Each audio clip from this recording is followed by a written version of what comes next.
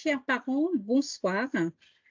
L'appel et son service information conseil aux familles au niveau national dans le cadre de ses actions en matière d'accompagnement à l'orientation a le plaisir de vous proposer ce soir son dernier webinaire consacré à Parcoursup pour cette année scolaire 2023-2024. Au nom du Bureau national que j'ai le plaisir de représenter en ma qualité d'élu responsable de ce service information conseil aux familles, je vous souhaite à tous la bienvenue et nous sommes ravis de vous retrouver.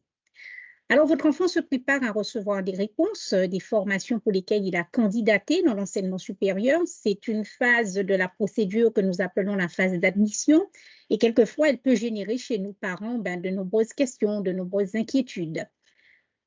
On se pose des questions, comment sont étudiés les dossiers de candidature, quel délai pour répondre aux propositions, que se passe-t-il si mon enfant n'a pas reçu ou n'a reçu que des vœux en attente et bien d'autres interrogations qui sont remontées à notre niveau à l'appel national. Afin d'accompagner au mieux votre enfant dans son choix définitif, d'aborder sereinement cette phase d'admission, mais ce soir, nous avons donc l'honneur une nouvelle fois d'accueillir M. Jérôme Teilhard, inspecteur général de l'éducation, chef de projet Parcoursup au ministère de l'Enseignement supérieur. Nous pouvons une nouvelle fois le remercier chaleureusement pour sa présence à notre côté, son soutien auprès de nos familles. M. Teilhard complétera donc ce soir ces informations par des conseils pratiques. Il apportera une attention toute particulière et des renseignements spécifiques pour les jeunes et familles qui n'auront pas reçu de proposition d'admission en phase principale. Donc, prêtez bien l'oreille. Et puis, quelques mots aussi pour les jeunes en situation de handicap. Je vous rappelle que donc, notre service information conseil aux familles au niveau national s'occupe tout particulièrement de conduire des actions d'accompagnement à l'orientation, des actions de sensibilisation autour des réflexions éducatives. C'est un service qui est engagé pour une école inclusive en faveur de l'accueil de tous les élèves, quelles que soient leurs différences. Ces différentes actions sont disponibles gratuitement à tous les niveaux du mouvement, donc dans les appels académiques, dans les appels départementaux et surtout maintenant dans nos établissements grâce à nos correspondants ICF. Donc n'hésitez pas à vous rapprocher d'eux. Pour les parents qui nous rejoignent pour la première fois ce soir à ce webinaire de l'appel national, je vous donne rapidement quelques informations pratiques pour le bon déroulement de la soirée. On a ouvert un chat, on va centraliser donc les questions les plus posées. C'est Hélène Lobigna, qui est donc aussi élue du Bureau national, qui se fera le relais auprès de M. Teilhard. Plusieurs temps de pause seront organisés donc à cet effet. Vous inquiétez pas, si vous devez partir en cours de route, il y a un replay de la soirée qui sera disponible sur le site internet de l'appel. Le lien sera communiqué tout à l'heure dans le chat. Il viendra donc compléter les deux précédents webinaires si vous n'avez pas eu l'occasion de les voir auparavant. Et donc, je remercie tout le monde. Je vous souhaite un bon webinaire. Je laisse la parole à Gilles Demarquet, notre président national de l'appel, pour son petit message. C'est à toi, Gilles. Merci Catherine pour cette introduction. Bonsoir à toutes et à tous. Alors l'appel, vous le savez, a à cœur de renforcer les compétences des parents dans le rôle de premiers éducateurs de leurs enfants, notamment sur l'orientation des jeunes. Concrètement, ce webinaire rentre dans cette logique d'accompagnement des parents et je remercie Catherine et toute l'équipe d'information et conseil aux familles de l'appel national de l'avoir organisé. Il est fondamental pour nous de travailler en étroite collaboration avec le ministère de l'Enseignement supérieur et de la Recherche, ce qui se fait depuis plusieurs années. La collaboration entre nos équipes pour mieux informer les parents est très importante. Elle l'est aussi afin d'améliorer la plateforme Parcoursup. Cette démarche, qui s'appuie sur l'expérience des utilisateurs, vise à améliorer l'information et les fonctionnalités de la plateforme pour aider les candidats. Et l'appel est régulièrement sollicité pour donner son avis et contribuer à la réflexion. Nous saluons notamment quelques nouveautés récentes, le nouvel espace d'entraînement de la phase d'admission qui vient de paraître, tout comme les différentes enquêtes qui ont été menées auprès des lycéens pour recueillir leur avis sur la plateforme en tant que premiers utilisateurs. Je remercie donc Jérôme Teilhard pour sa présence fidèle parmi nous aujourd'hui, à ce stade important de la démarche Parcoursup. Alors, chers parents, vous êtes venus très nombreux ce soir, vous êtes plusieurs milliers, et peut-être avec vos enfants qui sont en terminale, ce qui montre que le sujet vous est important et c'est normal. Il est donc essentiel de comprendre, de maîtriser Parcoursup pour bien comprendre ce qui va se passer dans les prochains jours. La dernière fois, nous vous avions proposé un webinaire qui a eu lieu juste avant la date de fin de saisie des vœux. Celui d'aujourd'hui est avant la date que nous avons tous en tête maintenant, qui se rapproche, celle du 30 mai. Et cette attente peut naturellement générer de l'inquiétude. Mais il me semble important de rappeler que notre rôle de parent et de rassurer et d'accompagner nos enfants sans leur donner l'impression d'être plus stressés qu'eux. Par expérience, j'ai eu quelques Parcoursup à la maison, ils sont souvent, pour la majorité d'entre eux, beaucoup plus zen que nous et bien plus confiants que nous sur la suite de leur parcours. Rappelons-nous aussi que tout ne se joue pas le 30 mai, mais que votre enfant peut être en attente sur le vœu de son choix et l'obtenir quelques jours après. C'est pour cela qu'il faut bien l'accompagner, le soutenir, mais aussi anticiper en l'aidant à définir des stratégies en fonction des réponses reçues. Il faut donc qu'il y ait un dialogue régulier et constructif avec lui pendant cette période. Je vous souhaite à toutes et à tous un bon webinaire et sans plus tarder, je donne la parole à Jérôme Théillard. C'est à vous. Bonsoir à toutes et tous. Merci, Monsieur Desmarquet, pour ces mots très sympathiques et à toute l'équipe de l'Appel pour organiser ce temps d'échange important pour partager, recueillir vos questions. Ce n'est pas uniquement en mode descendant. Je pense que c'est l'intérêt de pouvoir échanger par rapport à vous. Alors, un PowerPoint s'affiche. Je vous propose qu'on rentre tout de suite dans le vif du sujet, avec d'abord un petit retour sur finalement cette phase d'examen des vœux, à la suite des vœux que vos enfants ont confirmés. C'était le 3 ou le 4 avril dernier. Quelques données sur la slide suivante en rappel. Le nombre de candidats, 945 500 candidats, dont 645 000 lycéens et 169 000 étudiants. À peu près 12 millions de vœux ont été formulés et on note aussi, je le signale, une très forte proportion des candidats aussi à se tourner vers les formations en apprentissage. Ils sont 235 000 à avoir fait des vœux en apprentissage qui restent possibles jusqu'au mois de septembre. Slide suivante, un petit rappel important. Ça n'est pas Parcoursup qui examine les dossiers, ça n'est pas un algorithme de Parcoursup qui va choisir l'affectation à votre place et à la place de votre enfant. Au sein de chaque formation, il y a une commission d'examen des vœux qui s'est réunie de manière à évaluer les candidatures au regard des critères affichés dans la fiche de formation. Les formations nous ont remonté des classements pour vérification. Nous sommes en train de terminer cette phase de vérification et de contrôle de manière à pouvoir publier les résultats de Parcoursup le 30 mai. Ça sera en fin de journée vers 19h. Slide suivant, je rappelle aussi que Parcoursup est aussi un instrument de la loi qui a souhaité agir pour l'égalité d'accès à l'enseignement supérieur, avec un appui aux lycéens boursiers de priorité d'accès sur certaines formations, une aide à la mobilité de 500 € proposée aux lycéens boursiers qui s'inscriront dans une formation en dehors de leur académie, et à chaque fois qu'un lycéen boursier sur Parcoursup acceptera définitivement une formation hors de son académie, il recevra une petite information lui explicitant son éligibilité à cette aide. Nous prenons aussi en compte la participation des lycéens au cordée de la réussite et enfin des places, je le dis puisque nous sommes intéressés à la réussite de tous les lycéens, quelle que soit leur série de baccalauréat.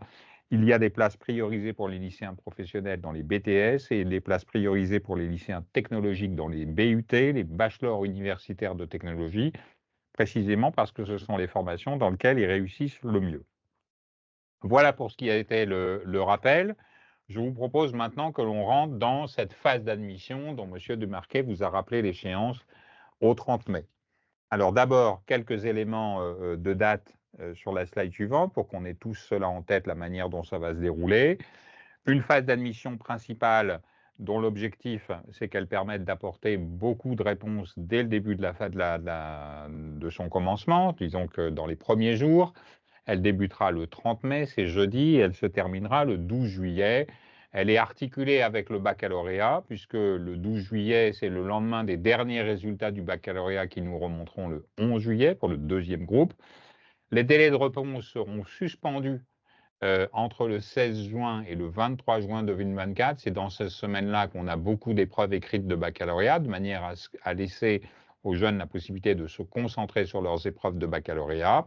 Et puis un temps important qui se déroulera, j'y reviendrai un peu plus tard, entre le 1er et le 3 juillet, un moment de hiérarchisation des vœux en attente. Et si les candidats sont concernés, ils seront évidemment prévenus par Parcoursup. Voilà à peu près le calendrier de cette session. Passons à la slide suivante. Vous aurez les éléments d'information affichés. Vous retrouvez les dates, le 30 mai, la suspension des délais entre le 16 et le 23 juin, le classement des vœux en attente du 1er au 3 juillet, le 8 juillet, les résultats du baccalauréat et la fin de la phase principale d'admission le 12 juillet. Le site d'entraînement, Monsieur Demarquet l'a évoqué tout à l'heure sur la slide suivante. Un point très important, tout ce que je vous dis ce soir, vous pouvez le vérifier par vous-même en allant directement sur le site parcoursup.gouv.fr. Vous y retrouverez un site d'entraînement qui comporte, vous voyez, 3 rubriques que vous pouvez chacune visiter. Il n'y a pas besoin de compte et ce site est ouvert en permanence. Première rubrique sur la gauche de l'écran, connaître les règles d'or de Parcoursup, c'est important, vous pouvez les balayer pour vous mettre en tête. Colonne du milieu, tester ses connaissances à travers des petits quiz très ludiques et vous verrez que beaucoup des questions que vous aurez spontanément ce soir au fil du propos, finalement, vous les retrouvez aussi dans ces petits quiz. L'objectif, c'est que chacun peut se sentir à l'aise avec le mode de fonctionnement de Parcoursup. Enfin, dernier onglet très utile pour chacun d'entre vous, la possibilité de tester les fonctionnalités et les interfaces qui seront celles applicables à votre enfant le 30 mai. Donc vraiment, j'insiste parce que je crois que c'est vraiment une opportunité. Vous pouvez exactement voir ce qui se passe sur un élève, un cas fictif d'élève, et puis sur des formations fictives. Qu'est-ce que ça fait de recevoir une proposition? Est-ce que je peux maintenir des vœux en attente? Tout ça, vous pouvez le vérifier directement sur le site. N'hésitez pas à le faire d'ici au 30 mai. D'abord, slide suivante, rentrons dans un point de précision qui nous occupera sur les 2 slides suivantes 10 et 11. Vous vous rappelez, pour ceux qui ont participé à des lives précédents, sur Parcoursup, il y a 2 types de formations, les formations dites sélectives et les formations non sélectives. Les formations sélectives qui sont les plus nombreuses, BTS, Bachelor Universitaire Technologie, classe prépa, IFSI ou école, à partir du 30 mai, elles pourront apporter 3 types de réponses. La première réponse qui est une réponse positive, une proposition d'admission. Il appartient ensuite au candidat de répondre, d'accepter ou de renoncer avant la date qui lui est indiquée dans son dossier, et on le verra un peu après.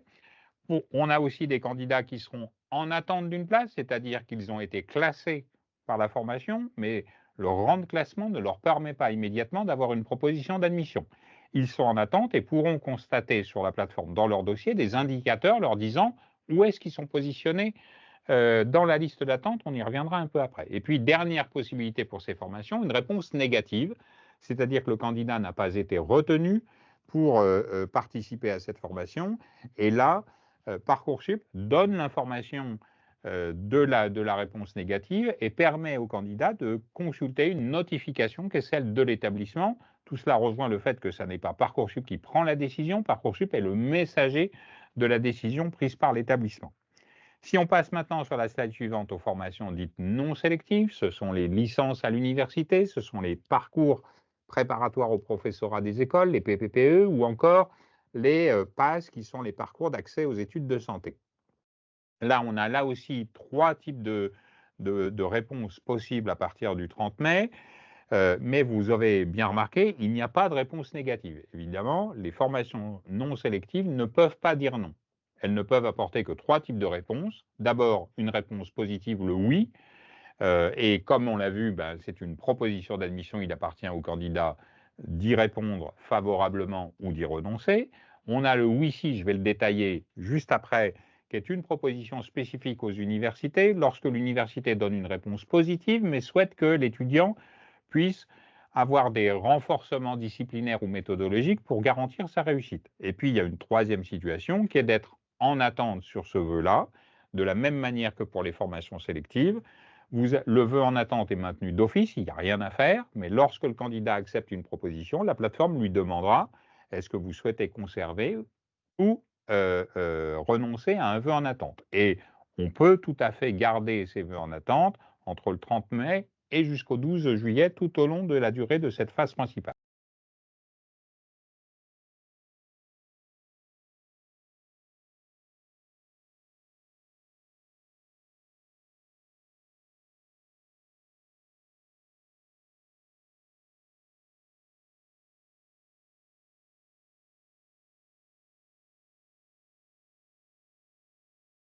Plus de son.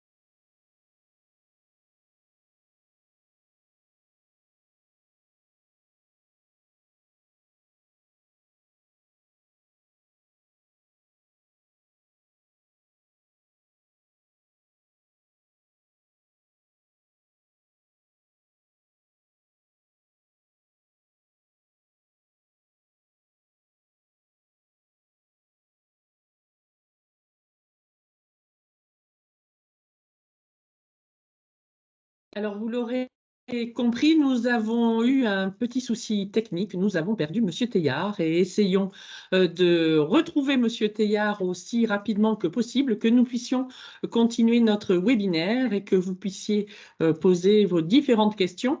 Vous avez vu qu'il y a déjà beaucoup d'informations qui vous ont été données. Monsieur Teilhard va continuer, bien entendu, à vous expliquer comment aller plus loin au niveau de Parcoursup et comment comprendre effectivement cette phase avec les différents choix qui vous sont offerts. Donc voilà, nous allons nous retrouver très très vite et pouvoir continuer ce webinaire.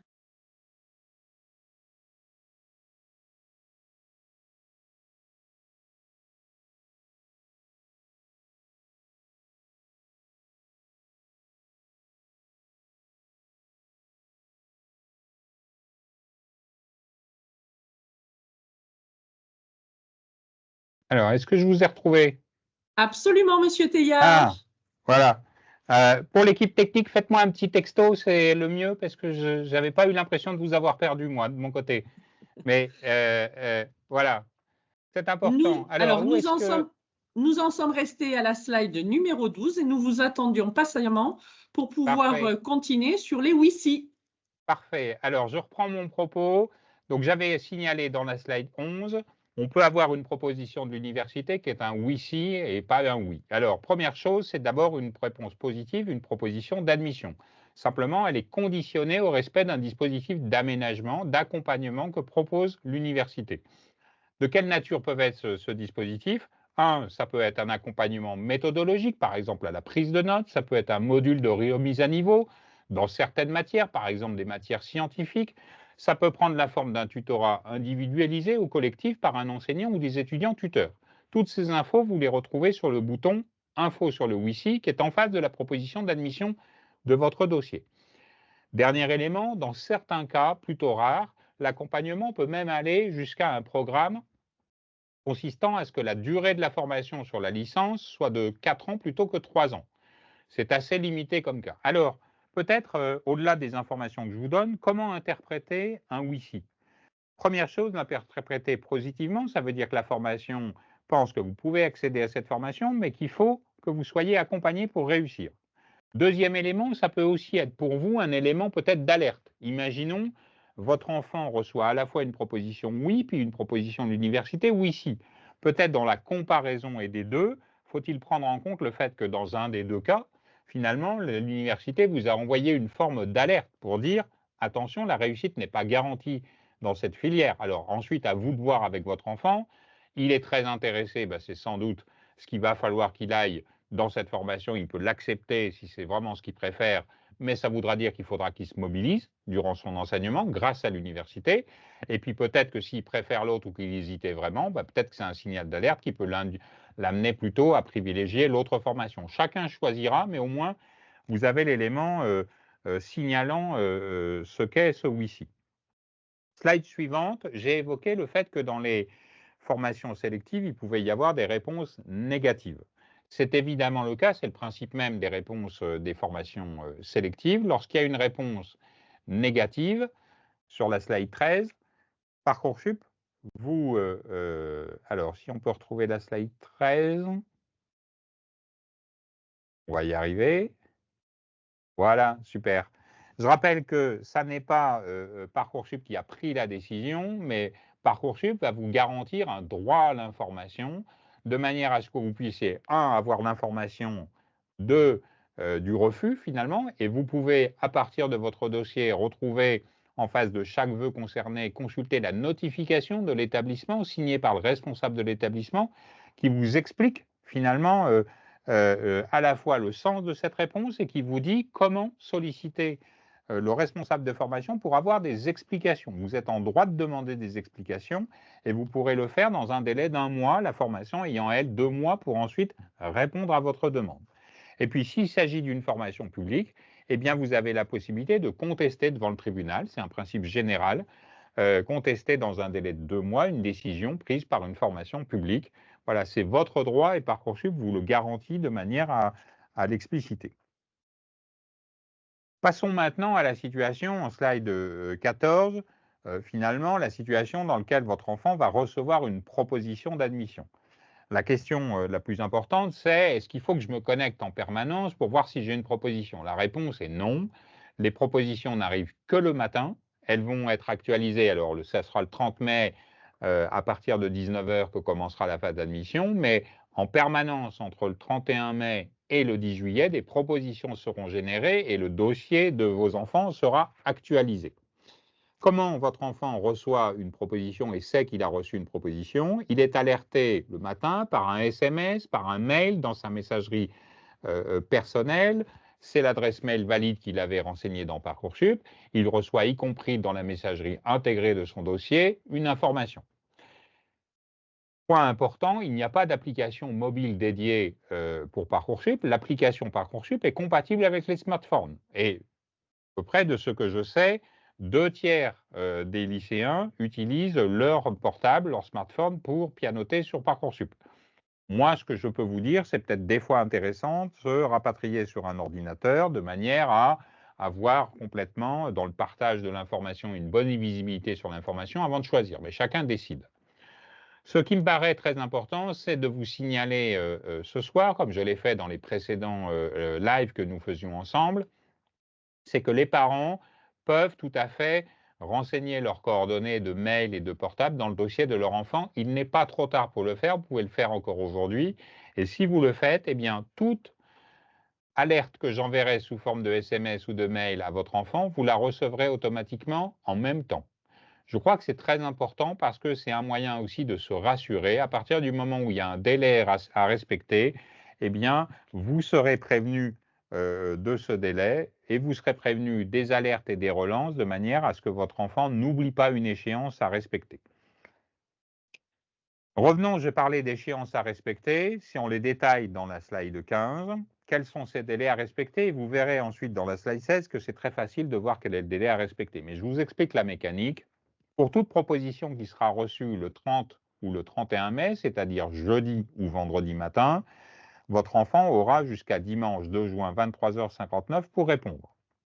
Pour une proposition reçue le samedi 1er juin, votre enfant aura jusqu'au 3 juin, le lundi soir, pour répondre. Et à partir du 2 juin, finalement, c'est le délai de droit commun qui est mis en place, c'est 2 jours pour répondre. Je donne un exemple. Vous recevez une proposition le 10 juin au matin, vous devez y répondre avant le 11 juin, 23h59. Évidemment, 23h59 heure de Paris, parce qu'il y a des lycées français à l'étranger, de par le monde, qui doivent évidemment se rattacher à une heure fixe, qui est celle heure de Paris. Ce qui est important dans la mécanique de ces délais que vous voyez là, parce que c'est au début qu'on envoie le maximum de propositions d'admission, et nous avons pris en compte, une observation, et partagée avec d'ailleurs les membres de l'appel, c'est lorsque nous envoyons la proposition le vendredi, le jeudi soir ou le vendredi matin, nous donnons finalement à chaque candidat la possibilité lycéen d'en parler le lendemain avec ses enseignants et puis d'avoir le week-end avec ses parents. Quand vous recevez le 1er juin, eh bien vous avez le week-end avec vos parents, mais vous aurez aussi le lundi 3 juin de manière à concerter avec les enseignants. Et nous avons demandé par une information que nous avons faite à tous les proviseurs de France, que des temps d'échange puissent être mis à disposition des lycéens, eh bien, le vendredi 31 mai, le lendemain du 30, mais aussi le lundi 3 juin, puisque c'était dans cette période-là qu'on enverra le maximum de propositions d'admission. Alors, je vous parle de délai à respecter. Allons à la slide 7. Comment ça se matérialise un délai à respecter? Vous voyez, c'est très simple. La date limite de réponse, elle est affichée dans votre dossier en face de la proposition d'admission. Vous la voyez en rouge sur la slide. Ce qui est très important, c'est qu'on doit toujours répondre sur Parcoursup. Même y compris quand on n'est pas intéressé, bien vous dites « je ne suis pas intéressé », Parcoursup vous propose de répondre oui ou non. Si un candidat ne répond pas avant la date limite que lui est indiquée, la proposition d'admission sera perdue et dès le lendemain matin, nous la proposerons à un autre candidat. Et dans le cas où un candidat a perdu sa proposition d'admission parce qu'elle n'a pas répondu, Parcoursup lui enverra un autre message lui donnant 3 jours pour se signaler à Parcoursup pour dire qu'il est toujours présent, qu'il est toujours intéressé par la procédure. Si au bout de 3 jours, je n'ai pas de réponse, ça veut dire pour moi que le lycéen n'est plus présent dans cette procédure et qu'il n'est plus intéressé. Donc, il perdra également ses vœux en attente. Je voudrais faire 2-3 observations, y compris pour répondre sans doute à des questions que vous avez, et puis en même temps pour vous rassurer. 1, il peut y avoir une situation exceptionnelle, je suis malade, etc., j'ai eu un deuil dans ma famille, ça arrive évidemment, c'est la vie. Bien sûr, quand on a un problème sur Parcoursup, messagerie contact, vous la connaissez, et vous signalez aux professionnels de la procédure Parcoursup la situation dans laquelle vous êtes pour qu'elle puisse être prise en compte. Deuxième situation, vous allez me dire, ah oui, mais alors les délais, c'est vachement court, 2 jours. En fait, c'est pour ça que, 1, nous avons écrit à vos enfants lundi, c'est-à-dire hier, pour leur dire, quelques jours avant les vœux et les réponses de vos vœux, finalement, reprenez votre liste de vœux et remémorez-vous quel est ce qui vous importe, qu'est-ce que vous préférez choisir finalement. Parce que la phase d'admission est d'abord une phase de choix pour choisir. Troisième élément, pourquoi il y a des délais finalement? Le principe des délais, c'est pour permettre, et je l'ai dit au départ, les décisions des uns permettent de générer des propositions aux autres dès le lendemain matin. Et ça, je crois que c'est important. Donc, c'est un processus solidaire. Donc, le respect des délais par l'ensemble des candidats est aussi une condition de bon fonctionnement du processus. Et je le précise, il y a des alertes. Moi, je suis là pas là pour piéger qui que ce soit. On n'est pas là pour empêcher un jeune d'accéder à ses choix et à ses vœux. On est là pour faire respecter des règles collectives. Je vous ai dit que dès que vous recevez une proposition d'admission, vous aurez une alerte, mais également quand ça sera le dernier jour, quand il vous reste 24 heures, vous recevrez une nouvelle alerte. Je vous le dis d'avance, certains d'entre vous diront même « Oh, mais Parcoursup me harcèle ». Écoutez, moi, mon souci, c'est surtout que les lycéens puissent être bien informés et puissent prendre les décisions avec leurs parents en bonne conscience et dans le respect des délais qui sont de tous. Alors, j'ai parlé des propositions, de la différente nature de propositions. J'ai parlé des délais de réponse et de la manière dont on est alerté d'une proposition d'admission. Passons à la slide 17 maintenant pour voir quel type de configuration et quel type de demande. Je précise avant de débuter mon propos sur cette diapo-là que tout ce que je vous ai dit pour l'instant et tout ce que je vais vous dire là dans les quelques minutes, vous pouvez le vérifier en vous entraînant sur le site d'entraînement. Alors, je ne suis pas rémunéré au nombre de connexions sur le site d'entraînement, je vous rassure tout de suite, mais je vous dis ça parce que c'est très utile finalement de se rendre compte par vous-même que ce que je vous ai dit, vous pouvez le vérifier et puis que vous avez anticipé en quelque sorte. Voilà. Je reviens à mon explication sur cette slide 17.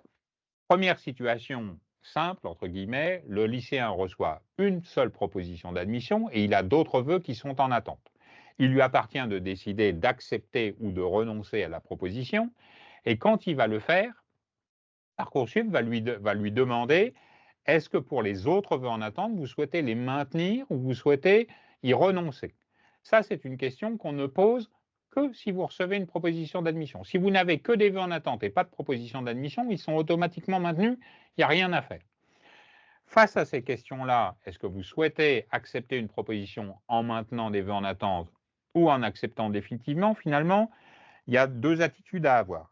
La première, c'est j'ai eu ma réponse à la formation qui était ma préférée, mon vœu préféré. Moi, ce que je vous demande, c'est d'accepter définitivement la proposition. Ça ne sert à rien de garder des vœux en attente si vous avez déjà eu votre formation préférée. Garder des vœux en attente, ça ne réchauffe pas l'hiver, ça ne sert à rien et ça ralentit le processus.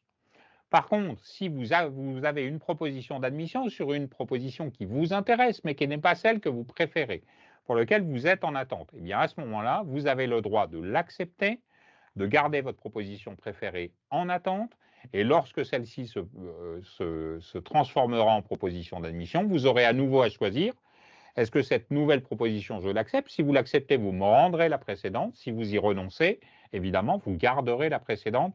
C'est comme ça que fonctionne. Je m'y attarde un peu sur ce sujet parce que c'est la question numéro 1 que chacun me pose.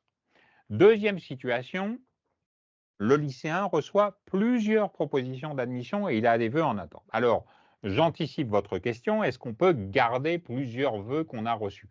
La réponse est non. On ne peut s'asseoir sur Parcoursup que sur un seul siège. C'est assez commun comme principe et on l'applique pleinement.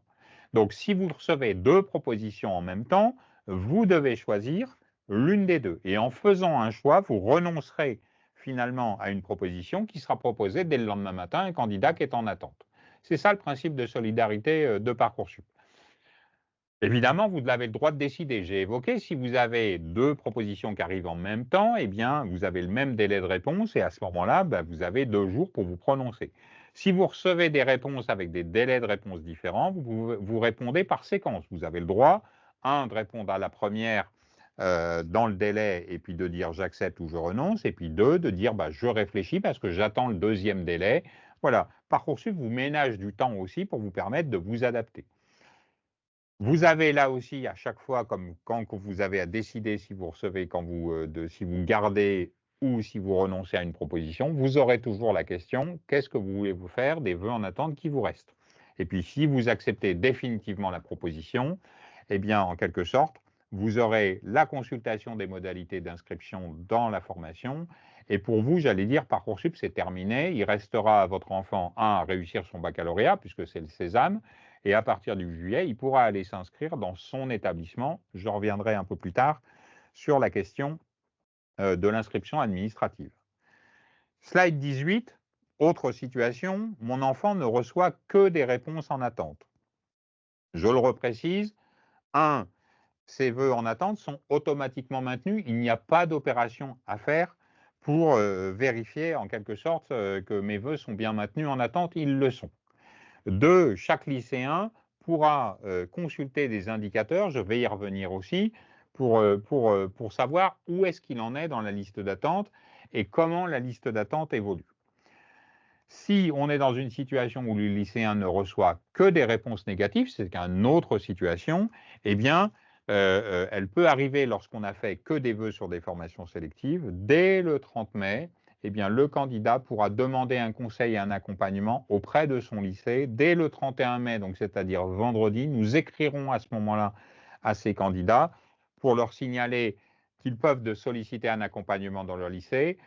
Et parce que le message écrit n'est pas toujours bien compris, nous prendrons aussi la peine d'appeler individuellement chacun des lycéens ou des étudiants concernés dans cette situation de manière à leur proposer des perspectives et de leur permettre notamment de s'inscrire dans la phase complémentaire qui ouvrira à partir du 11 juin, qui permet de candidater et de faire de nouveaux vœux sur des formations qui ont des places vacantes. J'y reviendrai un peu plus tard. Ce qui me paraît important de vous dire dès maintenant, c'est qu'évidemment, cette année, je l'ai dit au début de mon propos, on essaye de s'articuler avec le calendrier du baccalauréat. Moi, ce que je ne veux pas, c'est qu'un lycéen qui n'ait que des réponses négatives le 30 mai se sente désespéré et découragé d'aller passer ses épreuves écrites du baccalauréat. Je pense que c'est important qu'il reste motivé et c'est pour ça que nous avons avancé le démarrage de la phase complémentaire pour que dès le 11 juin, cet étudiant accompagné par son lycée puisse finalement se remobiliser sur de nouveaux projets, de nouvelles perspectives positives. J'ai évoqué les listes d'attente. Si on va à la slide 19, je vous montre. Qu'est-ce que ça veut dire être en attente? Vous pouvez disposer, alors on voit là sur un exemple de formation, j'ai fait une copie d'écran, vous voyez bien que vous avez le statut en attente et on vous indique pour chaque vœu en attente la position dans la liste d'attente 132.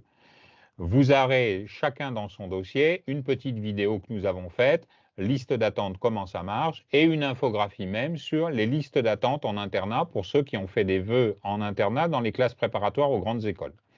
La position dans la liste d'attente, elle évolue tous les jours et elle évolue en fonction des désistements des autres candidats. Vous pourrez vérifier que ça évolue toujours dans le bon sens. Passons à la slide 20. Je voudrais vous donner une illustration d'une information que vous pourrez voir dans votre dossier et qui me semble très important pour vous permettre de vous situer. Finalement, quand j'ai l'information dans ma place dans la liste d'attente, l'information que je voudrais avoir en plus, c'est « mais alors, est-ce que j'ai une chance raisonnable de recevoir une proposition d'admission ou pas ?» Eh bien, cette infographie que je vous affiche à l'écran et qu'encore une fois, vous pouvez vérifier sur le site d'entraînement, c'est une infographie qui est là pour vous apporter des éléments de réponse.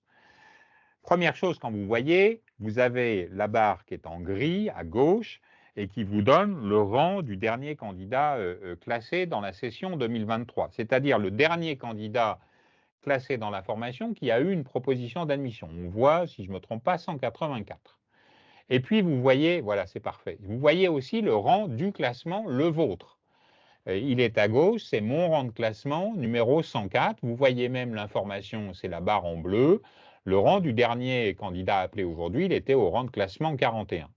Qu'est-ce que m'apporte cette infographie et cette visualisation? Eh bien, une information que l'on peut lire de deux manières. La première, c'est le cas qu'on voit à l'écran. Je suis Laurent, mon rang de classement est 104, et puis je vois que l'an dernier, le rang du dernier candidat appelé dans cette formation, c'est 184. Donc certes, Laurent, le 30 mai, il est en liste d'attente. Par contre, ce qu'il voit, c'est qu'il y a une chance raisonnable d'être admis dans cette formation. Et moi, j'encourage vraiment Laurent, du coup, à attendre, parce que ça veut dire que dans quelques jours, il recevra une proposition d'admission. Et il pourra voir évoluer, évidemment, chaque jour sa position dans l'instance, et chaque jour, le rang du dernier candidat appelé au cours de la journée. Évidemment, si je prends un autre cas de figure, c'est Ludivine. Ludivine, elle n'est pas classée 104, elle est classée 253e. Évidemment, là, l'interprétation de la donnée que l'on voit de 2023, c'est-à-dire le rang du dernier candidat appelé était 184, il s'interprète bien différemment. Ça veut dire que Ludivine, la probabilité qu'elle ait une proposition d'admission est très très faible. Moi, je n'encourage pas Ludivine à renoncer à son vœu tout de suite. Laissez faire la procédure, elle évoluera très vite dès les premiers jours. Par contre, lorsque je demanderai aux candidats de classer leurs vœux en attente, ça sera à partir du 1er juillet, j'y viendrai juste après, bien sans doute qu'il faudra se reporter à ces éléments et voir en disant, est-ce que ça vaut vraiment le coup de garder ce vœu alors que je n'ai pas de perspective raisonnable de recevoir une proposition d'admission. Slide 21, on passe à cette question des vœux en attente. Il nous reste 3 slides et on fera une pause pour vous permettre de poser des questions bien naturelles. À partir du 1er juillet, nous demanderons à chaque candidat de la phase principale qui a gardé des vœux en attente de les classer entre elles et donc de les hiérarchiser. Je rappelle la règle importante avant que vous me posiez la question, est-ce que je peux garder des vœux en attente tout au long de la phase principale? La réponse est oui. Par contre, à partir du 1er juillet et entre le 1er et le 3 juillet, on demandera à votre enfant, s'il a gardé des vœux en attente, de les hiérarchiser. On ne lui demandera pas de le faire sur la proposition qu'il a déjà acceptée. Cette proposition déjà acceptée, elle est conservée, elle est garantie, il n'a pas à y toucher. C'est simplement sur les vœux en attente. L'objectif, c'est toujours le même, accélérer le processus de dépilement avant la fin de la phase principale. Voyons voir sur la slide 22 comment ça se passe lorsque j'ai à classer mes vœux en attente. Eh bien, vous vous connectez à votre dossier entre le 1er juillet et le 3 juillet. Vous recevrez bien sûr des alertes et il vous appartient de sélectionner, de classer par ordre de préférence uniquement les vœux que vous avez en attente. Les formations n'auront jamais accès à ce classement, c'est votre propriété personnelle. Si un candidat ensuite reçoit une proposition d'admission pour un vœu en attente qui a été classé, il peut choisir de l'accepter ou de le refuser, et puis tous les vœux qui étaient classés moins favorablement seront supprimés. Je donne un exemple très concret. Vous avez classé 4 vœux en attente par ordre, 1, 2, 3, 4. Vous recevez une proposition d'admission, on est le 4 juillet sur votre vœu numéro 1. Les vœux 2, 3, 4 sont automatiquement supprimés et vous avez à choisir si vous acceptez ou renoncez à la proposition que vous avez eue. Évidemment, parce que là je sais que la question peut m'être posée, si vous recevez une proposition d'admission sur votre vœu classé en rang numéro 2, 3 et 4 seront supprimés. Vous aurez à trancher, est-ce que la proposition numéro 2 que vous avez eue, est-ce que je l'accepte ou j'y renonce? Et Parcoursup vous dira, je vous maintiens le vœu numéro 1, mais est-ce que vous souhaitez le conserver ou pas le garder? Parce que chacun évolue peut-être des fois dans son raisonnement. En tout cas, par principe, on ne supprime pas le vœu qui est classé en numéro 1. Vous avez eu la proposition au vœu numéro 2. Le bon réflexe que je vous indique, c'est vraiment de tester vos connaissances des interfaces. Il y a le site d'entraînement, il y a même un petit quiz sur le classement des vœux en attente. Pour ceux que ça angoisse ou que ça stresse, vous y retrouvez toutes les bonnes explications. Peut-être que là, dans le moment présent qui nous occupe, c'est d'abord vous concentrer sur le 30 mai, mais cette question viendra progressivement et moi, je voulais vous donner une vision globale de la phase principale. Dernière slide avant de poser des questions sur la question des vœux en apprentissage. Vous l'avez vu tout à l'heure, 235 000 candidats ont fait des vœux en apprentissage. Ils en ont fait à peu près 1,3 million, donc c'est dire que ça intéresse les lycéens. Pour l'apprentissage, le dispositif fonctionne un peu différemment. L'essentiel des lycéens ont reçu une réponse candidature retenue sous réserve de contrat dans la formation. Qu'est-ce que ça veut dire? Ça veut dire que vous êtes potentiellement accepté dans cette formation. Par contre, il y a une condition qui est dans le principe même de l'alternance et de l'apprentissage, c'est qu'il faut que vous trouviez un employeur. Et ce n'est que si vous trouvez un employeur et que votre formation enregistre le contrat dans Parcoursup que vous recevrez une proposition d'admission. Donc moi, ce que j'engage les candidats à faire lorsqu'ils ont dans leur dossier Parcoursup candidature retenue sous réserve de contrat, c'est de se concentrer sur la recherche d'un employeur. Vous avez directement depuis votre dossier l'accès au site La Bonne Alternance qui vous donne des références d'entreprises qui recrutent des apprentis. Nous avons une page pour vous donner des conseils pour trouver un employeur. Et puis, surtout, mobiliser votre centre de formation d'apprentis, c'est-à-dire la formation sur laquelle vous avez candidaté. C'est sa mission, c'est sa responsabilité d'accompagner les candidats pour vous permettre de trouver un employeur. Un petit élément peut-être de conseil que je peux donner avant de passer la parole à Hélène, c'est votre enfant peut avoir fait dans un établissement, par exemple un lycée, sur un BTS commerce international, un vœu sous statut étudiant et puis un vœu en apprentissage. Mon conseil que je peux donner, c'est si vous recevez une proposition d'abord sur la formation sous statut étudiant, eh bien acceptez-la, ça vous sécurise la rentrée scolaire prochaine. Et puis, pendant ce temps-là, pour votre vœu en apprentissage, prenez le temps de chercher un employeur d'apprenti. Mais vous êtes sécurisé. Et puis, le jour où vous trouvez un employeur d'apprenti, votre formation enregistrera le contrat dans Parcoursup. Vous aurez à choisir, est-ce que vous préférez la formation en apprentissage ou la statut étudiant que vous aviez déjà acceptée. Si logiquement vous acceptez la formation en apprentissage, vous me rendrez la place sous statut étudiant que je proposerai à un autre candidat en liste d'attente. Voilà, j'ai bien conscience que c'était un petit peu dense, mais tous ces principes-là, vous les retrouvez sur le site d'entraînement si vous voulez réviser, entre guillemets, et puis je me prête au jeu des questions, évidemment. Merci, Monsieur Teilhard. Alors, effectivement, vous l'aurez compris, après une partie aussi dense, vous avez tous beaucoup de questions. Et voici les premières salves de questions, puisqu'il y en a beaucoup. Donc, dans les premières questions, alors je crois qu'il est important, puisqu'il y a encore beaucoup de questions, malheureusement, de rappeler un petit peu si l'adresse en tant que parent n'a pas été renseignée. Peut-on la rajouter maintenant? Et où peut-on renseigner également les numéros de téléphone portable des parents? Voilà, donc ça, c'est déjà la première. Voilà. C'est dans le dossier de votre enfant, en vous connectant dans le dossier de votre enfant, vous aurez une indication sur les coordonnées qui permettront aux parents de renseigner coordonnées de mail et de portable de manière à ce qu'ils reçoivent les mêmes alertes que celles que votre enfant va recevoir. Si vous avez une question particulière, vous ne trouvez pas l'indication, n'hésitez pas, messagerie contact, vous posez la question et les professionnels de Parcoursup vous répondront. Merci. Alors, concernant le oui-si, est-ce que le oui-si compte comme un oui? Exactement. Je l'ai dit d'abord, oui-si, c'est d'abord un oui. C'est ça le principe. Le si, finalement, il est là pour vous interpeller. Vous dire que la formation conditionne son oui à ce que vous acceptiez en quelque sorte le contrat qui constitue à suivre les actions d'accompagnement pour vous aider votre enfant à réussir. Et 2, vous avez le choix finalement. C'est vous qui décidez si vous acceptez ou pas, mais c'est une proposition d'admission. Merci. Et donc, alors, une autre question, c'est dans le cas de vœux pour les IFSI, les instituts de formation en soins infirmiers. Comment fonctionne en fait l'acceptation de regroupement en vœux? Est-ce que vous pouvez nous expliquer un petit peu? Ça fonctionne exactement de la même manière. Quand vous aurez les réponses, il n'y a plus de vœux ou de sous-vœux, vous avez une réponse pour chaque vœu ou sous-vœu que vous avez formulé. Donc, si vous avez, imaginons dans un regroupement, vous avez 2 propositions d'admission, je sais pas, je prends un hasard, un regroupement en Bretagne et que vous avez oui à l'IFSI de Quimper et oui à l'IFSI de Brest, eh bien, vous devrez choisir entre les 2. D'accord. Est-ce qu'on peut également avoir une réponse concernant les vœux d'apprentissage pour lesquels, en fait, nous avons déjà plusieurs écoles qui ont rendu un avis positif de principe et qui est déjà visible dans Parcoursup. En fait, comment est-ce que ça se passe?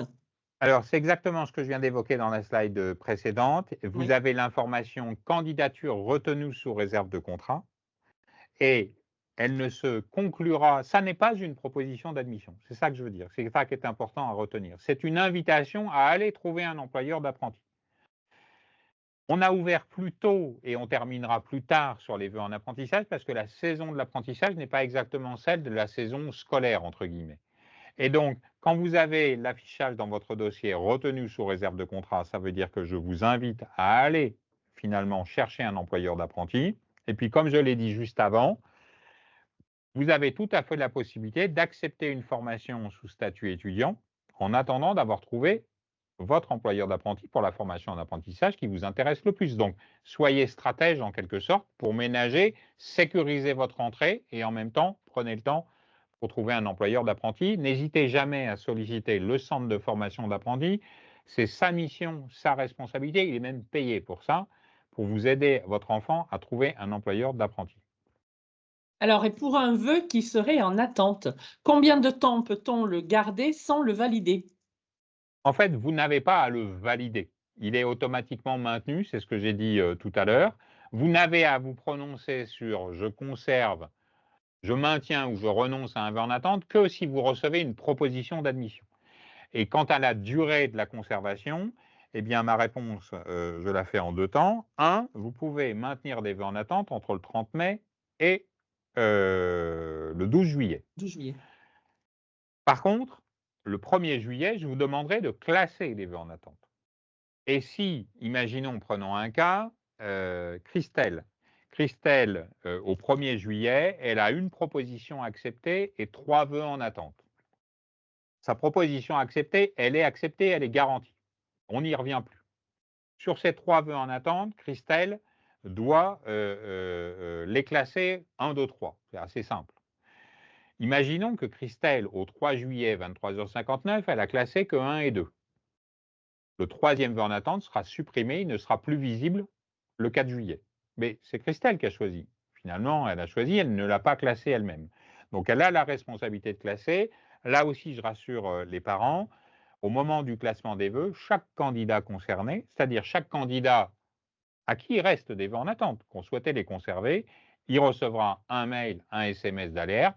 Je referai des mails de SMS d'alerte aussi le dernier jour pour rappeler à Christelle, Léopold, Henri, Paul, Jacques, et les autres, qu'ils doivent accomplir en quelque sorte cet objectif-là. Encore une fois, ce n'est pas pour les embêter, pour ne pas dire un autre mot, mais c'est simplement pour que le processus accélère sur la fin.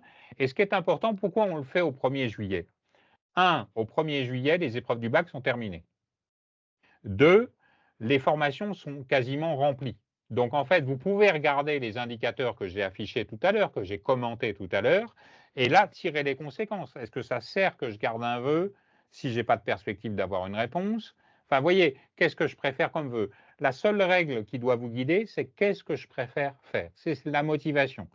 Et si vous avez encore des doutes malgré mes explications, ce qui est tout à fait possible, eh bien, vous allez sur le site d'entraînement, vous y trouverez un petit quiz classé de vœux en attente, vous y trouverez aussi la possibilité sur le site d'entraînement lui-même de tester la situation, de classer ses vœux en attente. Vous verrez que c'est très simple. Alors, il y a quand même une petite question qui se pose, hein. On est stressé, nous, peut-être jeunes devant son ordinateur, mais également les parents derrière en disant « fais ceci, fais cela, tu devrais faire ci ou ça. Et puis, il y a une erreur de clic. Et donc, est-ce que cette erreur de clic est rattrapable ou pas? Est-ce qu'effectivement, on va avoir une solution pour pouvoir rattraper cette erreur de clic qui sera faite en famille? Alors, l'erreur de clic, c'est universel. Donc, première chose qui me paraît importante à dire, et vous le testerez sur le site d'entraînement. Normalement, je dois le dire 50 fois par session, rassurez-vous. Mais ce que je dis est important, c'est-à-dire que vous verrez qu'il ne s'agit pas, vous cliquez une fois, puis tout d'un coup, l'écran disparaît, ou en tout cas, c'est définitif. Vous verrez que Parcoursup vous accompagne, et quand vous faites un choix, on vous demande, vous pouvez confirmer ce choix. Donc, finalement, j'essaye d'anticiper l'erreur de clic. Et puis, il y a l'erreur de clic. Alors, vous savez, moi, j'ai tout eu depuis 7 ans sur Parcoursup. Un jour, c'est ma grand-mère qui a cliqué. J'ai même eu, c'est le chat qui a cliqué. Je vous garantis que c'est vrai. Je Ben ne oui, il dirai est pas le nom passé de qui me sur l'a dit, mais le clavier. j'ai déjà eu, voilà, enfin, j'ai tout eu, la foudre, les machins, enfin, voilà. Encore une fois, ce qui est important, c'est la messagerie contact. Les professionnels. Donc, nous avons à nouveau perdu Monsieur Teilhard, mais nous allons très certainement le retrouver. Vous l'avez compris, le chat a peut-être appuyé sur son clavier d'ordinateur également. Donc, nous allons essayer de le retrouver. Alors, vous l'avez compris, tout est rattrapable sur Parcoursup. Pour cela, il vous suffit d'aller dans la partie contact au niveau de Parcoursup pour pouvoir avoir un échange et pouvoir envoyer un message pour que l'on puisse en fait rattraper les choses. Donc, la partie contact est très importante. Je vous laisse la parole, Monsieur Teilhard. Désolé pour ces petits soubresauts que je ne maîtrise pas, mais on est très complémentaires, donc tout se passe bien. Vous avez valorisé la messagerie contact, c'est important. Et puis, je le signale aussi, il y a le numéro vert. Il y a un numéro vert 0800 400 070 qui permet aussi de poser des questions. Le premier week-end du 1er et du 2 juin, il sera ouvert, y compris le samedi et le dimanche, de manière à répondre. Et les professionnels du numéro vert ont accès aux interfaces. C'est-à-dire que quand vous vous présentez, ils voient votre dossier, ils sont en capacité de répondre et de vous accompagner. Donc, pas de panique. Et je le dis parce que moi, j'ai des collègues de mon équipe qui ont leurs enfants sur Parcoursup cette année. Alors évidemment, ils ne participent pas à notre webinaire de ce soir parce qu'ils sont un petit peu plus entraînés. Mais ce que je veux dire, c'est qu'ils ont la même attente, la même angoisse que vous et la même appréhension. Et vraiment, c'est eux aussi qui ont fait le site d'entraînement. Vous voyez ce que je veux dire? C'est parce qu'ils pensent aussi à leur situation et ils sont soucieux aussi, les professionnels, d'avoir de la bienveillance vis-à-vis des lycéens. On peut tous faire une erreur, ça arrive dans la vie. Moi, je ne suis pas là pour pénaliser, je suis là simplement pour faire vivre des règles communes de manière à ce que chacun, en respectant la même règle commune, finalement satisfait l'objectif d'intérêt général. Alors, si vous le permettez, on va essayer 2 dernières questions, puisqu'ensuite nous serons obligés de continuer si nous voulons respecter notre timing. Alors, si il y a des réponses séparées, est-ce qu'elles existent entre avec internat ou sans internat? Est-ce que dans le même établissement, il y a 2 réponses différentes ou Oui, pas? oui, Voilà. tout à fait. C'est-à-dire que pour les classes préparatoires aux grandes écoles, vous avez formulé des vœux différents pour une classe prépa dans la même formation, par exemple MPSI, MPSI sans internat, MPSI avec internat. Évidemment, la logique du classement n'est pas la même. Pour la formation sans internat, ce qui compte, c'est le niveau pédagogique, on va dire ça, académique. Pour l'internat, vous avez d'ailleurs renseigné des ressources, vous apporte des éléments d'importance. Et ce qui va compter pour les internats, c'est la distance du domicile et puis de la formation, le cas échéant, l'âge du candidat, parce qu'on privilégie les plus jeunes plutôt pour avoir accès à ce type de logement. Et puis 3, évidemment, les ressources de la famille, parce que l'internat est fait pour accompagner des candidats peut-être plus modestes pour leur permettre d'accéder à l'enseignement supérieur. Il y aura donc, et il y aura une fiche dans chacun des dossiers des élèves concernés sur la liste d'attente à l'internat, la manière dont ça fonctionne. Une petite règle très spécifique, vous pouvez très bien, pour l'internat, accepter définitivement la formation sans internat en attendant que les résultats de l'internat arrivent. Voilà, ça c'est une petite spécificité importante dans certains cas de figure, mais en tout état de cause, le mécanique de fonctionnement avec internat fonctionne que pour les classes prépa, je le signale, pour tous ceux qui sont concernés. Parfait. Et alors, enfin, une dernière question avant que nous puissions continuer. Qui informe Parcoursup sur la réussite au bac? Comment ça fonctionne? Alors, très bonne question qui va me permettre de dire au moins deux choses. Un, c'est l'éducation nationale. On travaille avec les collègues de l'éducation nationale. C'est eux qui vont me donner l'information officielle. Les résultats du premier groupe arriveront le 8 juillet. Vos enfants les verront le matin, sans doute. Ça va s'échelonner dans l'après-midi selon les académies. Et moi, le soir, j'enregistrerai tous les résultats du baccalauréat. Quelle est la traduction de ces résultats? Un, si ce sont des résultats définitifs et que vous avez votre baccalauréat, il n'y a rien qui change. Simplement, dans votre dossier, j'afficherai vos notes de baccalauréat. Ce qui veut dire que si vous faites des vœux en phase complémentaire, j'y reviendrai, ces notes-là seront prises en compte. Deuxième chose, vous avez échoué au baccalauréat. Si vous avez échoué définitivement au baccalauréat, vous n'êtes pas à l'oral, pour les plus anciens d'entre nous, enfin, dont je fais partie, qui connaissaient cette expression, quand on est à l'oral, rien ne change pour vous. On attend les résultats de la deuxième session, ce qui arriveront le 11 juillet au soir. C'est pour ça qu'on termine le 12. Troisième situation que je veux évoquer parce que c'est important, il y a des candidats qui seront peut-être ajournés. Ils ont été malades pour les épreuves du baccalauréat. Il faut que les parents sachent que nous ne supprimons aucun vœu tant que nous n'avons pas des résultats définitifs. Ce qui veut dire que si votre enfant passe les résultats au mois de septembre, le vœu qu'il aura accepté, imaginons qu'il a accepté une proposition, il a eu une proposition positive, il l'a acceptée, nous conserverons cette place-là. Si au mois de septembre, on nous prévient et on nous dit que finalement, Juliette n'a pas eu son baccalauréat, eh bien Juliette perdra sa proposition d'admission parce qu'il faut avoir le bac pour entrer dans l'enseignement supérieur. Si par contre Juliette a son baccalauréat, eh bien Juliette pourra devenir étudiante comme les autres. Eh bien, écoutez, merci, Monsieur Teilhard. Alors, vous vous en doutez, il y a d'autres questions, mais nous avons la fin de votre diaporama pour que nous puissions avoir la totalité des informations et peut-être aurons-nous l'occasion de nous retrouver pour une autre série de questions. Je vous laisse la parole. Alors, on y va, on repart. Des solutions adaptées à chaque situation. Si on va sur la slide 25, une petite photographie. Dès le 31 mai, les lycéens qui n'ont fait que des demandes de formation sélective et qui n'ont reçu que des réponses négatives, ils peuvent demander un accompagnement individuel dans leur lycée ou auprès d'un CIO quand ce sont des étudiants, par exemple, et nous les informerons par mail et nous les appellerons individuellement pour leur proposer de se remobiliser par la phase complémentaire. Elle se déroulera entre le 11 juin et le 12 septembre, cette phase complémentaire qui permet de faire de nouveaux vœux sur des formations qui ont toujours des places disponibles. Et puis à partir du 4 juillet, lorsque des candidats n'ont pas eu de proposition, toujours pas eu de proposition sur Parcoursup, ils auront la possibilité de solliciter la commission d'accès à l'enseignement supérieur de leur académie pour leur donner un coup de main, demander un coup de main finalement. Et ça fonctionne. L'an dernier, il y a à peu près 21 000 candidats qui ont sollicité l'AKS. Je reviens d'abord sur la slide 26, sur la phase complémentaire. Qu'est-ce que la phase complémentaire? Elle démarrera du 11 juin et se déroulera jusqu'au 12 septembre. Et c'est une opportunité. En 2023, plus de 79 000 candidats ont reçu une proposition d'admission dans une formation de leur choix. Qui est concerné? D'abord, évidemment, les candidats qui n'ont pas reçu de proposition d'admission, c'est d'abord pour eux, mais aussi tous les autres candidats, alors y compris deux. Un, celui qui n'avait pas fait de vœu en phase principale sur Parcoursup. Imaginons, Stéphane voulait partir étudier en Angleterre et puis finalement, il était sûr de son choix, il n'a pas fait de vœu sur Parcoursup au mois de mars et puis finalement, le projet en Angleterre tombe à l'eau. Eh bien, il pourra faire des vœux en phase complémentaire pour avoir des perspectives de s'inscrire dans les établissements français. Deuxième situation, c'est Hélène.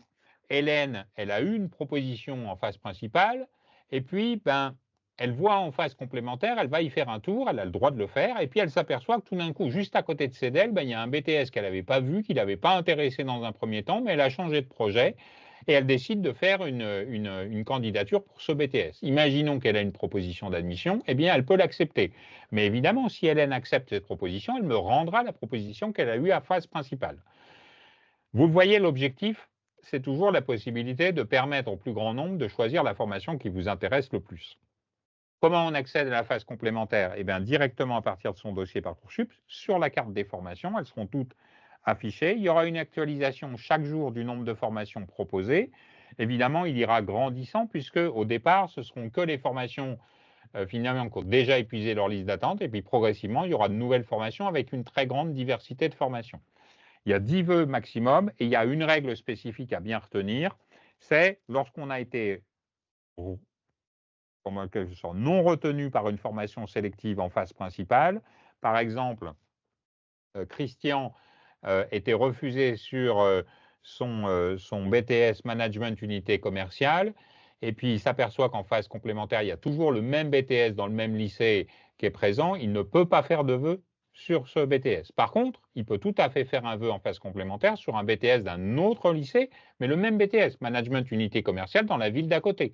C'est tout à fait ça possible. Quelle réponse sur la slide suivante de la part des formations? Elles répondent pour les formations sélectives, hop, juste la précédente, la 27. Elles répondent pour les formations sélectives, soit oui, soit non. On peut revenir à la 27. Et pour les formations sélectives, non sélectives, pardon, eh bien c'est oui ou oui si. Il n'y a pas de liste d'attente en phase complémentaire. Les formations apporteront leur réponse dans un délai maximum de 8 jours. Il y aura simplement une pause estivale dans les propositions entre le 12 juillet et le 23 août. Et pour répondre, eh bien, c'est le même système, une alerte par mail et par SMS lorsqu'une proposition arrive. Et dans la majorité des cas, entre le 11 juin et le 23 août, ce sera toujours 2 jours, comme les délais de la phase principale. Et sur la fin, pour accélérer le processus, eh bien, entre le 24 août et le 12 septembre, lorsqu'un candidat reçoit une réponse, il doit répondre dans la journée. L'objectif, c'est toujours le même, accélérer avant la rentrée, de manière à ce que chacun puisse faire finalement une rentrée étudiante en même temps que les autres. J'ai évoqué slide 28. Maintenant, le cas des candidats qui n'avaient pas de proposition et souhaitaient faire appel finalement à partir du 4 juillet à l'AKS, c'est-à-dire à leur rectorat. L'AKS, son objectif, c'est d'aider les candidats qui ont formulé des vœux en phase principale et complémentaire et qui n'ont reçu aucune proposition d'admission. Cette commission, elle étudie le dossier et leur propose une formation au plus près de leur projet en fonction des places disponibles. Bien sûr, je ne peux pas inventer des places. Comment on saisit l'AKS? Eh bien, les candidats concernés recevront le 4 juillet au matin un message, un SMS, et on passera là aussi du temps à les appeler individuellement pour leur proposer.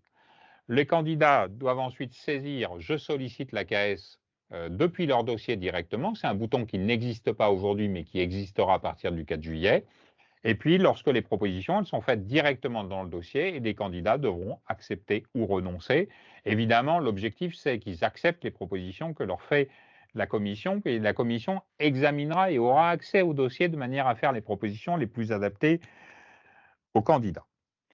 Slide 29, un petit point qui me semble important, et je sais que les collègues de l'appel y sont aussi sensibles, l'attention que l'on a vis-à-vis des candidats en situation de handicap. Je voudrais insister sur 2 points. D'abord, ceux qui n'ont pas de proposition, c'est-à-dire il n'y a aucune proposition, ou alors il y a des propositions négatives, ou alors même j'ai eu une proposition, mais en fait l'établissement n'est pas en capacité de m'accueillir compte tenu de mon handicap. Eh bien, le candidat peut directement, depuis son dossier dans la messagerie contact, faire un recours auprès du recteur pour lui demander de l'inscrire dans un établissement déterminé lié à sa situation personnelle. Deuxième situation, c'est celle d'un candidat qui a eu une réponse, il a choisi un établissement, il l'accepte définitivement. Moi, ce que je vous l'encourage à faire, c'est à remplir sa fiche de liaison. Qu'est-ce que c'est que la fiche de liaison? C'est une fiche dans laquelle le candidat a pu librement, et je ne l'ai jamais communiqué aux formations, renseigner quels étaient les dispositifs d'accompagnement dont il a bénéficié au lycée. Notamment, je pense au PAP, mais je sais qu'il y a aussi d'autres sigles que je ne connais plus par cœur tout à fait, mais dans lesquels il a apporté une information. Eh bien, ce que le candidat a la possibilité de faire, et Parcoursup l'interrogera, c'est de demander à Parcoursup que Parcoursup transmette cette fiche de liaison au référent handicap de son établissement d'accueil. L'objectif, c'est quoi? Que le référent handicap du prochain établissement de l'étudiant, finalement, soit informé très tôt des dispositifs à mettre en place et puisse engager le dialogue avec l'étudiant et avec sa famille sur les meilleures modalités pour accueillir l'étudiant à la rentrée. Voilà pour ce qui concerne les dispositifs particuliers. Soit on se prend des questions tout de suite, soit j'ai encore quelques slides, peut-être sur la fin de la procédure, c'est vous qui me dites. Alors, on peut peut-être poser une ou deux questions et puis ensuite, je vous Allons-y. laisse finir si vous voulez bien.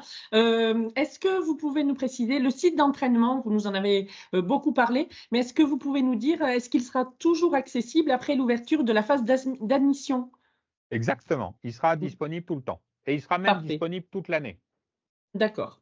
OK. Et pour les personnes qui ont passé des épreuves de sélection préalablement, comment peut-on avoir les résultats? Est-ce Alors, qu'on de a... toute façon, les résultats sont tous publiés sur plateforme. Sur Parcoursup. Il n'y a que Parcoursup qui publie les résultats. Imaginons que vous avez passé une épreuve orale. Prenons un exemple Hmm. particulier. Il y a ceux qui ont été convoqués, puis ceux qui n'ont pas été convoqués.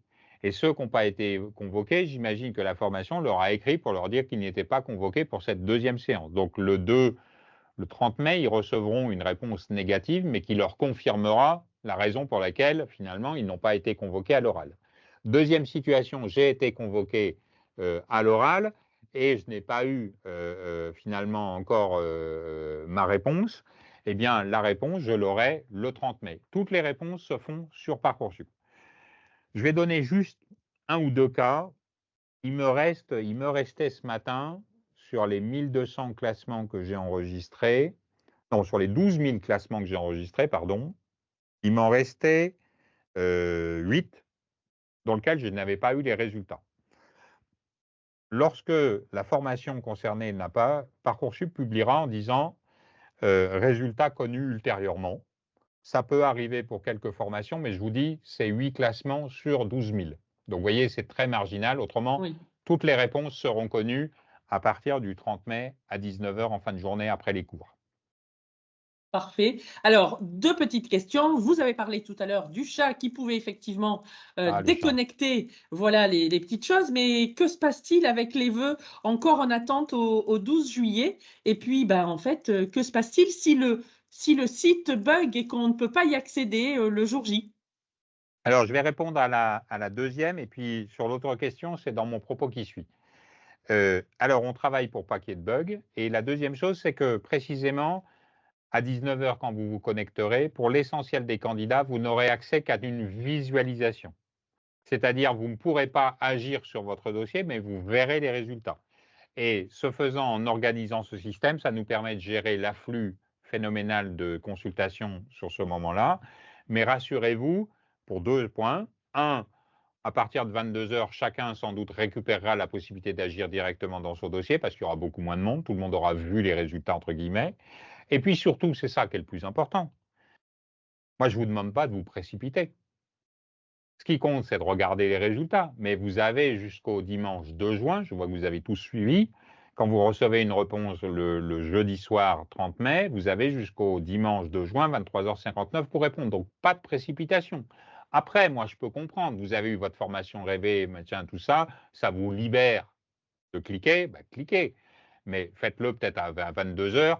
Alors, ne me faites pas croire qu'ils seront tous couchés à 22 h. Hein. J'y crois pas. Moi, je les suis sur les réseaux sociaux et ça s'étale bien plus loin que cela. Mais voilà, c'est un processus. Et puis, pour sur la première question, on y répond juste après. Et alors, 22 heures, justement, Monsieur Théard, c'est 22 heures, heure française. Que se passe-t-il pour les dom-toms? Alors, de toute façon, pour les Outre-mer, pour nos collègues des Outre-mer, alors je vais vous dire, entre nous, il y a bien longtemps qu'ils sont habitués à connaître l'heure de la métropole et de s'être adaptés. Tout à fait.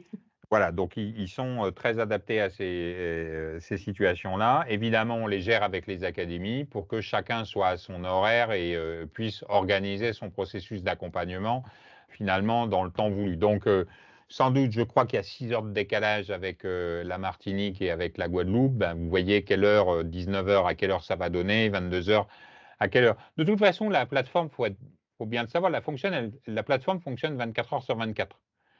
Elle ne s'arrête pas. Donc, de toute façon, il n'y a pas de perdant dans le système. Chacun arrive à son heure et a les mêmes jours pour répondre aux autres. Parfait. Ben, écoutez, je vous laisse continuer. Nous nous retrouvons tout à l'heure. Merci à vous. Alors, la fin de phase principale, c'est je prends finalement ce qu'était votre question. Que se passe-t-il le 12 juillet? Voilà, on y arrive. Donc, le 12 juillet, c'est la fin de la phase principale d'admission. Qu'est-ce que ça signifie, la fin de la phase principale? Ça veut dire que les formations sont complètes et que les listes d'attente n'évoluent plus.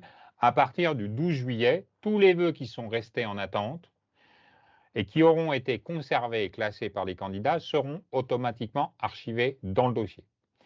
L'objectif, c'est quoi? C'est que si jamais pendant l'été, il y a une place qui se libère, mais je le précise, c'est vraiment exceptionnel, eh bien, nous proposerons cette place au premier dans la liste d'attente telle qu'elle a été archivée. Je vais essayer de donner des exemples très concrets parce que je crois qu'il n'y a que ça. J'ai parlé, je crois, d'Estelle tout à l'heure. Estelle, il lui restait, elle avait une proposition acceptée, puis elle avait 3 vœux en attente, et finalement, entre le 1er juillet et le 3 juillet, elle n'en a classé que 2, 1 et 2. Imaginons que Estelle n'a pas eu de proposition d'admission entre le 4 juillet et le 12 juillet. Donc, sa situation au 12 juillet au matin, c'est 1, elle a une proposition acceptée, et Parcoursup lui affichera les modalités d'inscription pour qu'elle aille s'inscrire dans son établissement. Et elle devra, c'est la slide suivante, respecter le délai d'inscription fixé par la formation. Que se passe-t-il pour les vœux qu'elle avait en attente le 11 juillet au soir? Elle en avait 2, je rappelle. Eh bien, ces 2 vœux-là sont archivés dans Parcoursup. Elle n'aura plus accès à des indicateurs de la liste d'attente. La procédure principale est terminée. Mais pour ces 2 vœux en attente, Parcoursup les garde finalement dans son coffre-fort. Et si jamais, à un moment donné, eh bien, dans la formation sur laquelle elle était en attente, il y a un candidat qui devait s'inscrire, ne vient pas, se désiste, part à l'étranger, eh bien, à ce moment-là, peut-être que Estelle recevra une proposition, mais je ne le garantis pas, parce que les formations sont toutes pleines. Ce n'est que dans le cas de désistement. Donc, quand vous êtes dans cette situation-là, le conseil que je vous donne, et même la demande que je vous fais, c'est d'aller vous inscrire. Et je vous apporte une garantie, c'est que si vous vous inscrivez dans un établissement pour lequel vous avez eu votre proposition d'acceptation, ce qui était le cas d'Estelle, mais que dans l'été, finalement, Parcoursup lui envoie une proposition à Estelle parce qu'il se trouve qu'une place s'est libérée et qu'elle était la première sur la liste d'attente, si Estelle accepte cette proposition, Estelle pourra demander à son premier établissement de lui rembourser les frais d'inscription de manière à ce qu'elle puisse s'inscrire dans le nouvel établissement qu'elle a accepté. Vraiment, ça c'est la garantie qu'apporte Parcoursup. Deuxième élément que j'évoque, c'est le répondeur automatique qui fonctionnera entre le 15 juillet et le 21 août. La situation, c'est vous avez gardé, par exemple, vous avez fait des vœux en phase complémentaire, et puis vous partez en vacances ou dans une zone blanche, eh bien, vous pouvez inscrire vos vœux dans le répondeur automatique, et à ce moment-là, c'est le répondeur automatique qui répondra à votre place, mais par rapport à ce que vous lui avez demandé. C'est au moins une garantie pour, finalement, le moment où je ne veux plus aller sur Parcoursup et que j'ai encore des vœux qui sont en attente sur la phase complémentaire. L'inscription administrative, je l'ai déjà évoqué. Si on passe à la slide suivante, eh bien, donc 2 situations en quelque sorte pour essayer de bien les clarifier. Première chose, je suis entre le 30 mai et le 11 juillet, et puis à un moment donné, j'ai reçu la proposition de mes rêves, je l'ai acceptée définitivement, ça veut dire que j'ai renoncé à tous mes autres vœux en attente, et que j'ai accès aux modalités d'inscription.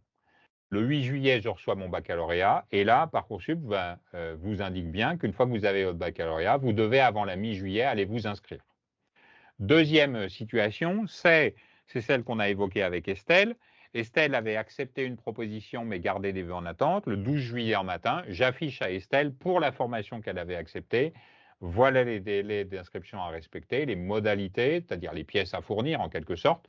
Et Estelle devra aller s'inscrire là aussi dans son établissement.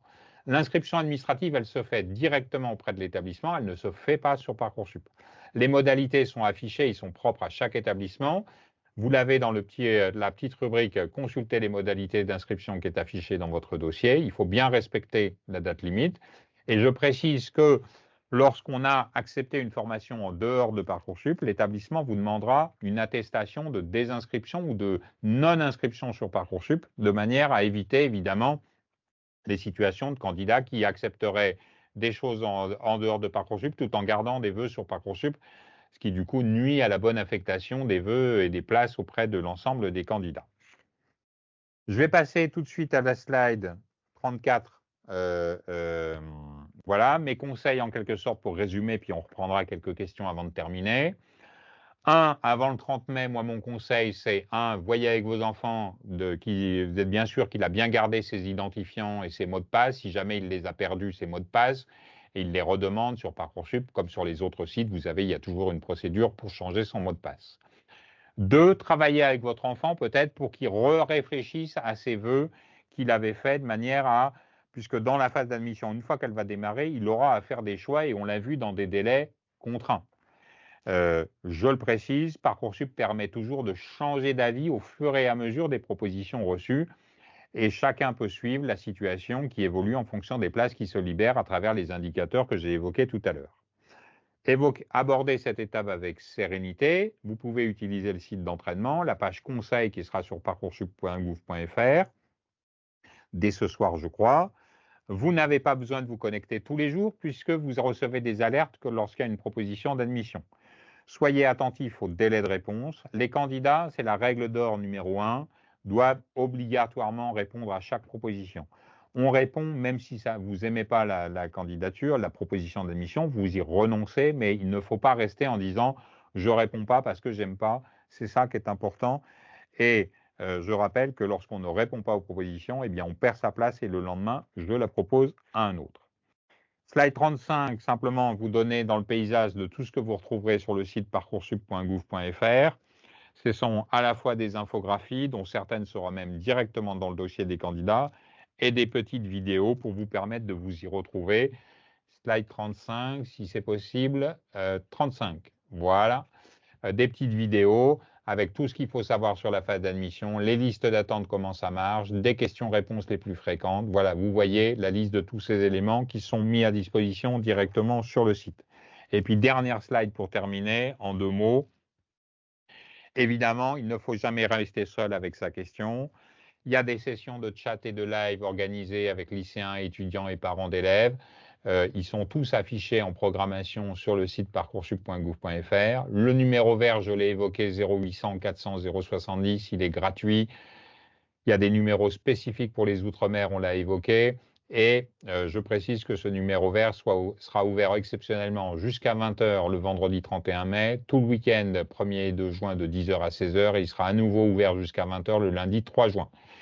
La messagerie contact est votre interlocuteur quand vous avez des problèmes de chat, de chien ou autre, ou une vraie difficulté. N'hésitez pas, vous interpellez la plateforme, les professionnels vous répondront. Et puis les réseaux sociaux, là aussi pour suivre notre actualité sur Facebook, sur Twitter ou X, sur Instagram. Nous y postons beaucoup d'informations. Ça vous permet d'être à jour de l'information Parcoursup. Voilà, j'en ai fini avec cette présentation. Il nous reste un petit peu de temps pour des questions, tant mieux. Allez, une toute petite question avant de pouvoir, qui revient tout le temps, concernant les vœux et les sous-vœux. En fait, comment se passe la phase d'acceptation? Peut-on accepter un sous-vœu et rester en attente sous les autres sous-vœux? Alors, je pense qu'il faut vraiment c'était une notion qui valait pour la candidature sur les vœux. Ensuite, quand vous avez des réponses, ce ne sont que des vœux en quelque sorte. Donc, il n'y a pas cette distinction-là entre sous-vœux. J'ai donné l'exemple pour les formations IFSI tout à l'heure. Si vous recevez ce qui équivalait à 2 sous-vœux en 2 lieux géographiques, de toute façon, ça vous fait 2 vœux. Il faut choisir entre l'un des deux. Très bien. Et donc, alors, une autre question qui concerne en fait Access et Sésame. Il y a certaines formations qui demandent une réponse très rapide avec première réponse, premier servi. Est-ce que vous confirmez? Est-ce que c'est exact? Non, ça n'est pas exact. Si vous avez des formations qui vous envoient un message en disant il faut choisir très vite pour garantir sa place, vous n'hésitez pas, vous le signalez à la messagerie contact sur Parcoursup. Ce ne sont pas des comportements qui sont autorisés. Voilà, la précision est importante. Les candidats, les seuls délais applicables sont les délais de Parcoursup que je vous ai exposés. 2, quand vous avez une place que vous avez acceptée sur Parcoursup, y compris en gardant des vœux en attente jusqu'au 12 juillet, on l'a évoqué ensemble, cette place vous est garantie. Une formation ne peut pas vous faire une pression pour vous dire libère tes vœux en attente dans les 3 jours, autrement la place sera perdue. Ça n'est pas possible, ça n'est pas vrai. Parfait. Et enfin, une dernière question. Malheureusement, nous n'allons pas avoir beaucoup plus le temps. Concernant les sujets des boursiers, en fait, comment faire pour que soit reconnu le statut, la situation d'aidant familial, en fait, dans la phase des vœux? Voilà. Donc, est-ce que vous avez un Alors, conseil à donner? Est-ce qu'on s'adresse au contact? cette prise en compte-là de la situation d'aidant, elle vaut pour les bourses de l'enseignement supérieur, dans lequel il y a eu des évolutions pour prendre en compte des situations d'aidants et même des situations de handicap dans le calcul des bourses. Elle n'est pas prise en compte pour ce qui concerne les bourses de l'enseignement secondaire. Et les places priorisées que j'ai évoquées tout à l'heure sont des places priorisées qui concernent les boursiers de l'enseignement secondaire. Merci, Monsieur Teilhard. Malheureusement, je n'ai pas plus de temps pour vous poser d'autres questions, mais sachez que les uns et les autres, vous pourrez retrouver toutes les réponses sur les différents sites que vous a donné Monsieur Teilhard. N'hésitez pas à aller sur les réseaux. Catherine, c'est à toi. Merci beaucoup, Hélène, et un grand merci à Monsieur Teilhard. Nous sommes donc arrivés au terme de notre webinaire. Ce qu'il faut en retenir, surtout là, de bien avoir ces identifiants, Parcoursup, travaillez vos choix. Prenez le temps, vous avez un site d'entraînement à votre disposition et une page conseil sur parcoursup.gouv.fr. Donc, n'hésitez pas à utiliser ces outils. En un mot, abordez cette étape avec sérénité.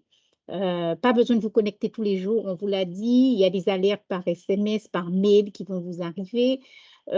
Soyez quand même très attentifs au délai de réponse, ça a été beaucoup rappelé pendant donc, notre webinaire. Et puis le calendrier vous a été précisé, vous pourrez le revisionner bien sûr dans le cadre donc, du replay qui sera mis à votre disposition. En tout cas, ce qui est sûr, c'est qu'il faut retenir que la fin de la phase principale est prévue donc le 12 juillet. Donc, je vous renvoie surtout à la foire aux questions de Parcoursup, je rappelle, qui est régulièrement actualisée. Nous ne ferons pas, nous, du côté des services information conseil aux familles de FAQ spécifiques, puisque celle de Parcoursup est très bien faite. Donc, on vous encourage à y aller. Retenez le site d'entraînement, retenez qu'il y a des vidéos, des tutos qui sont disponibles sur le site. Donc, n'hésitez pas à y aller. Et puis, bien sûr, M. Teilhard nous a rappelé que quoi que fasse le chat, quoi que fasse quiconque, vous avez une messagerie à votre disposition, donc vous pouvez les contacter, n'hésitez pas. Le replay sera donc sur le site grand public de l'appel, donc partagez-le avec d'autres parents qui n'auraient pas pu éventuellement y assister. Il me reste donc à remercier l'ensemble des salariés du service information conseil aux familles de l'appel national. Remercier une nouvelle fois les élus qui m'ont accompagné sur ces webinaires, donc 3 webinaires dans l'année. Hélène Daubigna, Laure Coquelet, Christian Josse qui étaient connectés. Encore merci, Monsieur Teilhard. Moi, c'est la dernière fois que je vous voyais. En tout cas, un grand merci pour tout cet accompagnement. J'ai été ravie pendant ces 3 dernières années de co-animer avec vous et les élus ce webinaire à destination des familles. Je souhaite à tout le monde une très bonne soirée et c'est bientôt la fin pour certains. À bientôt. Merci à tous, bonne soirée.